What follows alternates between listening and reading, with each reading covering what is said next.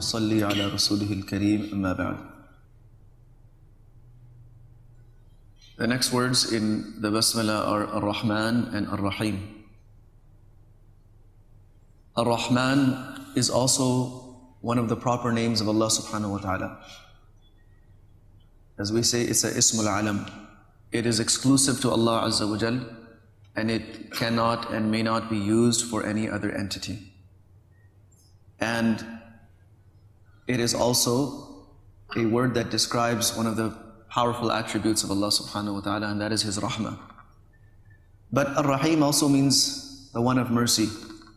So is there a difference between Ar-Rahman and Ar-Rahim? Regarding this, the ulama of Aqidah and Hadith and Tafsir have explained a few things. One is that there is a rule in the language that more letters, whenever there are more letters in an Arabic word, it indicates further meaning or more meaning. So kathratul mabani tadullu ala kathratil aw ziyadatil ma'ani. So Ar-Rahman has more letters than Ar-Rahim.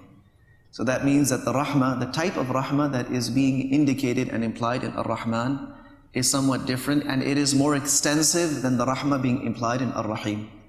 So how is it more extensive? Regarding this, some Mufassirin have written that Ar-Rahman is the one whose mercy encompasses everything in this world and the hereafter. So this mercy is like the hadith of Nabi sallallahu alayhi wa sallam says, that Allah Azza wa Jal has divided His mercy into 100 portions. And one portion of those 100, 1% of that mercy is used for all of the system of this world. All of the system of this world. In fact, in one hadith, it's mentioned that it is out of that 1% also is that when an animal, for example, a cow, gives birth to a baby, and the baby is kind of there stumbling around, it can't really stand, and the cow is about to crush its baby with its foot, with its weight, and then it senses the baby is there and it moves its foot back. That act is also coming from that 1%. And it is out of that 1% that all mothers have mercy for their children. It is out of that 1% that all the acts of sympathy occur in the world. It is out of that 1% that everyone who is looking after anyone in the world is doing so. It's all coming from that 1%, and the 99% of it, Allah subhanahu wa ta'ala has reserved to have mercy on His slaves on the Day of Judgment when they will be needing it the most. So Ar-Rahman is the one whose mercy encompasses everything in dunya, and it encompasses everything in akhirah as well. Another meaning of Ar-Rahman is the one whose mercy is accessible to those who believe in Him and those who don't believe in Him. This is Ar-Rahman. There are many people who openly reject the existence of Allah subhanahu wa ta'ala, or they associate partners to Allah Azza wa Jal, but Allah subhanahu wa ta'ala is still sustaining them, He's still giving them health, He's giving them provisions, He's giving them happiness, He's giving them He's giving all of that. It's because of the mercy that is in Ar-Rahman, that He showers that mercy upon those who believe in Him and those who don't believe in Him. And by extension, it is the mercy that extends to those who obey Him and those who disobey Him. Allah subhanahu wa ta'ala, He has mercy on those that are currently obedient to Him. But Allah subhanahu wa ta'ala also has mercy on those that are not obedient, and it's because of that mercy that He does not destroy them right away. Otherwise, it could be, Allah subhanahu wa ta'ala could implement a system that the moment a person commits an act of disobedience, right away, they are caught and they are punished for it. And the mercy that Allah subhanahu wa ta'ala has had with this ummah is far greater than the mercy Allah subhanahu wa ta'ala has had with previous ummahs. And that's why in one hadith, the Prophet ﷺ calls this ummah, ummati hadihi ummatun marhuma. This is an ummah that has the special mercy of Allah subhanahu wa ta'ala. And in the hadith, the Prophet ﷺ has mentioned so many things Allah subhanahu wa ta'ala has given. It requires a whole book. The fada'il of this ummah, the things that Allah subhanahu wa ta'ala has given to this ummah, whether it's in the form of concessions. So there was no such thing as tayammum for the previous ummahs. And if you did not make wudu for your salat, you would be sinful, irrespective of what your circumstances were. And the issues of tahara, for example, in the Sharia of Musa alayhi salam, very, very difficult.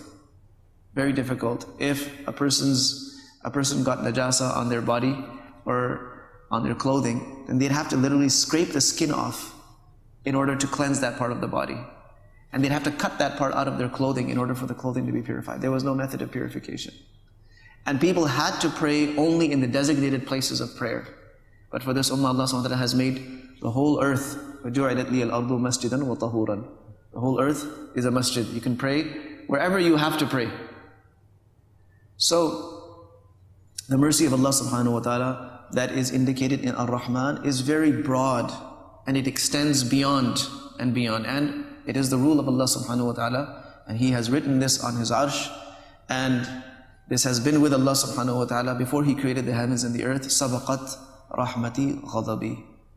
That my rahmah, my mercy, will always be quicker than my anger. My mercy will always supersede my anger. So this is the mercy that's indicated in Ar-Rahman. And Ar-Rahim, this is also mercy.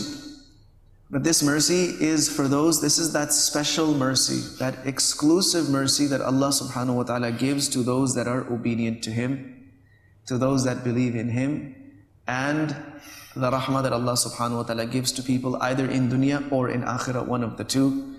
And when we open up the Quran and we look to see who is Allah subhanahu wa ta'ala sharing this mercy with, so there are many different things in the Quran, many beautiful things in the Quran that tell us these are the keys to unlock the doors of the rahmah of Allah subhanahu wa ta'ala. For example, Inna rahmatallahi qareebun min al-muhsinin. Who gets the rahmah of Allah? The rahmah of Allah, He says, it's very near to the people of ihsan, to those people that are striving to perfect whatever they do for the sake of Allah subhanahu wa ta'ala, or those people that have the quality of ihsan. They're worshipping Allah subhanahu wa ta'ala as if Allah azza wa jal is seeing him. The rahmah of Allah is very close to these people. And wherever we see لَعَلَّكُمْ تُرْحَمُونَ, do this so that you have the mercy, and this is used in several places in the Quran. It means that if we do that act, if we adopt that quality, we have access to the mercy of Allah. So this is the rahmah al-khassa, and Rahman is the rahmah amma. It is that general, broad, extensive mercy, and the rahmah in Ar-Rahim is that exclusive, specific mercy. Now we need both. We need both mercies of Allah subhanahu wa ta'ala.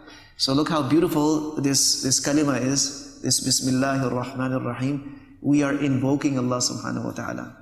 And I didn't go into too much detail about the ba of Bismillah. I mentioned a couple of possibilities for this ba. One of them also is the ba of isti'ana. I mentioned to you that there are many usages, over a dozen usages of this harf ba in the Arabic language. One of them is isti'ana, taking the help of something. Taking the help of something. So when you say, katabtu bil qalami, I wrote with a pen.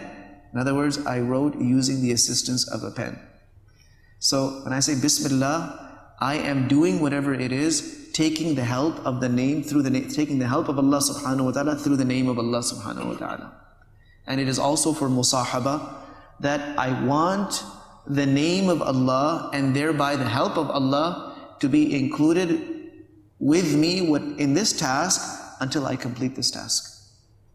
So that ba, this is why when the ulama used to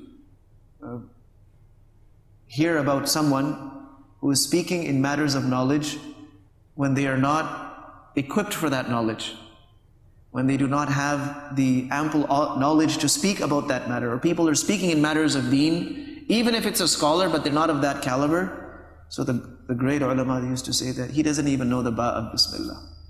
This ba itself is so profound. We can have lectures of a few hours, probably many hours or many lectures, just on this harf of ba. So there are many things. There is the apparent knowledge that you could read in a book, and then there's the understanding of that knowledge, then there's the application of that knowledge. And this knowledge is an ocean. This knowledge is an ocean, and Bismillahir Rahmanir Rahim is a beautiful indication of that. So in these 4 sessions we have talked just a little bit about some of the aspects Bismillah ar-Rahman ar-Rahim. Now the thing is to implement it. So, in all of those matters where first the Prophet ﷺ has taught us, we need to make sure we're saying Bismillah. Entering the masjid with Bismillah. Leaving the masjid with Bismillah also. Before we enter the washroom, you say Bismillah. Before eating, Bismillah. Before doing anything good, Bismillah. Take the help of Allah subhanahu wa ta'ala. Even these children, before starting your homework, say Bismillah. Before sitting down in class, starting a lesson, say Bismillah. Before listening to the teacher, say Bismillah. Any good thing, we should start with Bismillah. The Prophet ﷺ used to use Bismillah very frequently. And it was his habit, كَانَ يَذْكُرُ اللَّهَ عَلَى سَائِرِ أَحْيَانِهِ. Nabi ﷺ would not leave any occasion in life where he would not be doing the dhikr of Allah subhanahu wa ta'ala. You're sitting down and you're about to get up. Do you need the help of Allah to get up? Absolutely. Say Bismillah. If you want to sit down, do you need the help of Allah in sitting down? Absolutely. Say Bismillah when sitting down. So whenever doing anything of importance, anything in which you want the help of Allah, you want the barakat, and you want the mercy of Allah subhanahu wa ta'ala, get in the habit of saying Bismillah. Our day is filled with too many useless terms and useless statements that we utter. And if we were to sort of take stock of them and stop using those and replace them with good words, our day would be filled with the dhikr of Allah subhanahu wa ta'ala. So with this, inshallah, we'll conclude the discussion on Bismillah ar-Rahman ar-Rahim, and then we'll move slowly into Al-Fatiha, bi'idhnillah, wa sallallahu wa sallam wa baraka ala nabina. فتهدي الضياء لها